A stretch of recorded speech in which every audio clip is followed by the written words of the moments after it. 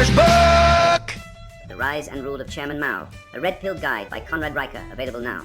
Here's a fact that'll make your blood boil. In Sweden, a man who took paternity leave was denied a promotion because his boss said he lacked commitment. Meanwhile, women get applauded for the same choice. That's not equality, it's gynocracy in action. Maternity leave? Necessary. Paternity leave? A career death sentence. Biology doesn't care about your feelings. Women bear children, men build civilizations. Pretending otherwise is how you end up with collapsing birth rates and soy boys crying in HR meetings.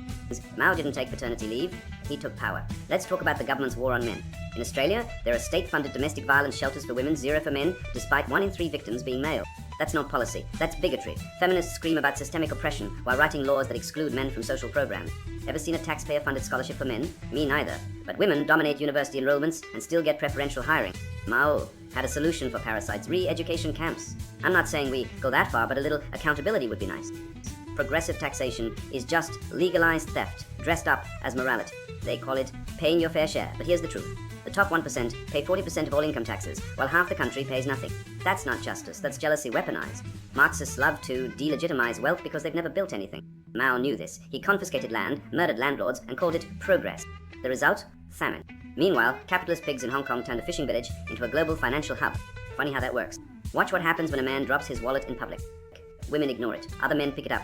That's not sexism. It's instinct. Men are problem solvers. Women are nurturers. Pretending we're interchangeable is how you get incompetent female CEOs running companies into the ground. Ever heard of Theranos? Exactly. Mao didn't let women run factories. He sent them to the countryside to plant rice. China's GDP grew 12% in 30 years. Coincidence? I don't believe in those. Silence terrifies modern men. They fill every pause with nervous chatter or smartphone scrolling. Mao meditated for hours. So did Churchill. Strength isn't loud, it's quiet. If you can't sit alone with your thoughts, you're not a man. You're a toddler with a beard. The West's obsession with vulnerability is a trap. Show weakness, and you're either pitied or preyed upon. Mao shot men who hesitated. Harsh? Sure. Effective? Absolute. The tyranny of tolerance is Marcuse's gift to the weak.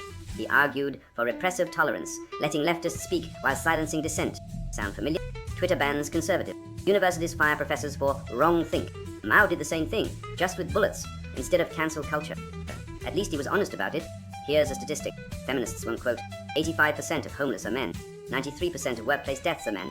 80% of suicides are men. But when's the last time you saw a men's rights march? Exactly. The system grinds men into dust, then calls them privileged. Mao would have laughed at this hypocrisy right before executing the people responsible. Final point. Capitalism isn't in crisis. Weak men are.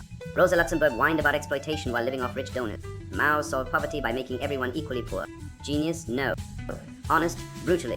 The West's real crisis isn't economics. It's masculinity. Fix the men, and the rest follows. Or don't.